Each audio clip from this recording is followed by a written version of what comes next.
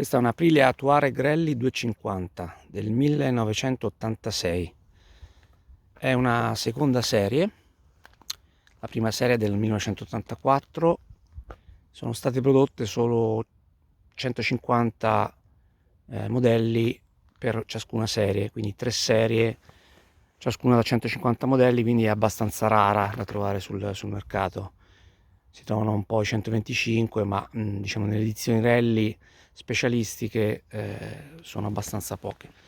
Questa è una moto che ha avuto un solo proprietario, l'ho acquistata appunto da una persona che la voleva restaurare dopo che il primo proprietario l'aveva messa in garage togliendo la targa, quindi radiandola.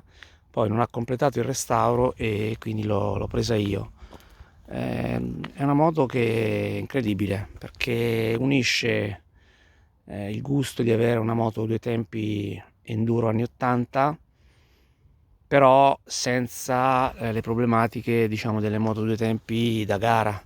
Questa è una moto sostanzialmente da competizione, ma essendo stata concepita come una moto da rally, in realtà anche con i suoi rapporti originali consente di andare in strada tranquillamente, anche di fare dei viaggi, perché ha questo serbatoio che era stato appunto concepito proprio per fare gare di lunga distanza, i rally appunto, che sostanzialmente sono due serbatoi accoppiati, e complessivamente l'Aprilia diciamo, le caratteristiche tecniche, il serbatoio dovrebbe, tra tutti e due i serbatoi dovrebbero portare circa 30 litri, in realtà secondo me sono un po' meno perché facendo i pieni ho visto che dovrebbero essere intorno ai 25 in realtà.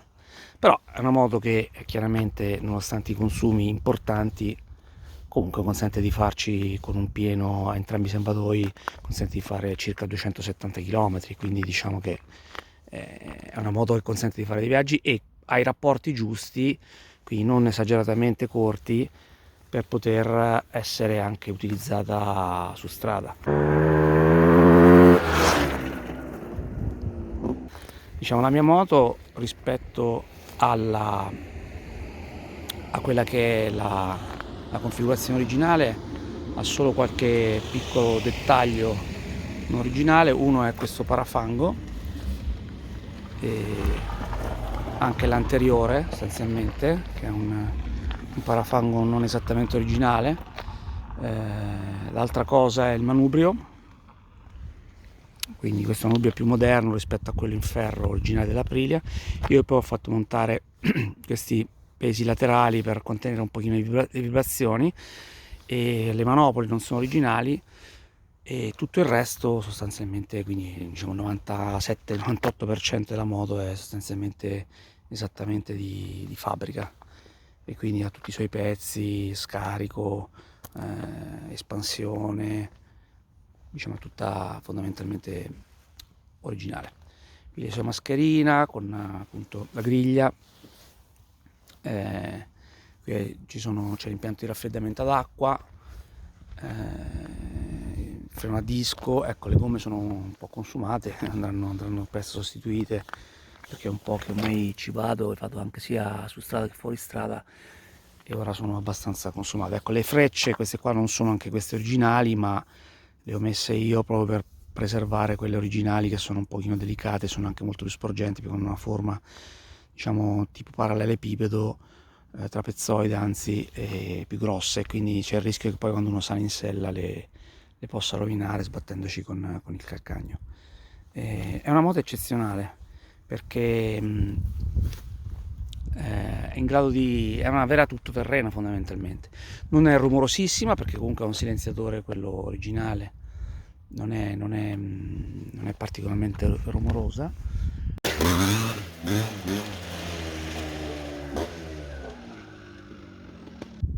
Questo è il suo quadro strumenti originale, molto semplice proprio perché è una moto, diciamo, concepita per fare le gare.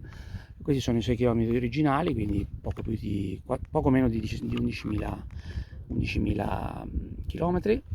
Vedete, non c'è il contagiri, ci sono le spie per abbaglianti e abbaglianti e delle frecce. Ha dei comandi CEV, diciamo quelli sostanzialmente puntavano un po' tutte le Aprilia. Ha il suo cuscinettino originale Aprilia. È una moto che è molto affidabile, nel senso che una volta che è a punto, che ha i liquidi a posto, la puoi lasciare anche 6 mesi ferma, e una volta che la riprendi basta aprire i rubinetti della benzina, tirare l'aria e fondamentalmente al terzo o quarto colpo parte. Va scaldata 3-4 minuti, e dopodiché è a punto, ed è un motore, il Rotax del 50 da 247 cm3 di cilindrata con una potenza di 42 cavalli.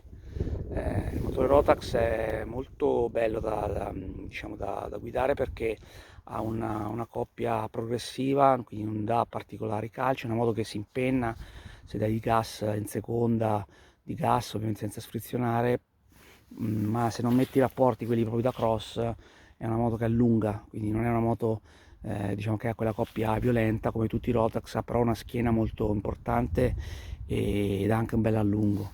È una moto che l'Aprilia, diciamo, nel suo materiale pubblicitario dava 150 km/h come velocità massima, probabilmente ottimistica un po' come dato, ma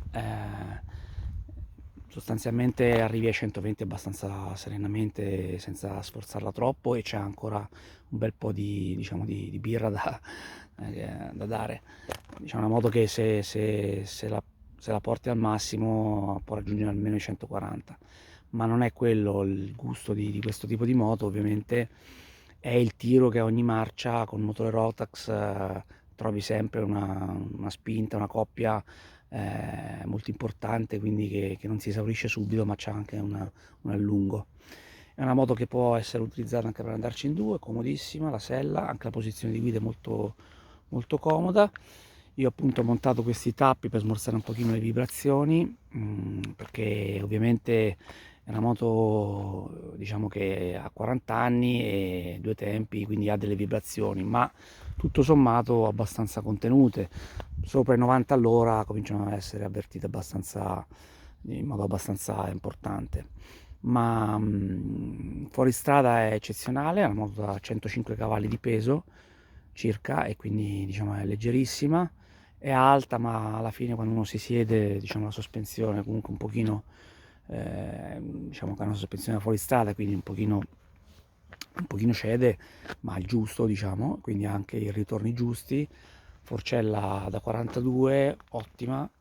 Ecco, è una moto che ha gli specchi, usciva con i due specchi proprio di fabbrica. È una moto che oggi, nel 2025, quindi questa moto ha di fatto 40 anni tra pochi mesi, a gennaio fa 40 anni, e è una moto che oggi viaggia benissimo sulle nostre strade, e quindi puoi andare a farci anche delle curve su asfalto, e se hai le gomme giuste puoi fare anche delle belle pieghe, e poi prendi il viottolo e parti sugli stradoni senza problemi. È una moto che oggi ha acquisito anche del valore perché sono anche poche ed è abbastanza ricercata, diciamo, il 250 perché era abbastanza raro. Ora la mettiamo in moto e sentiamo come gira il motore.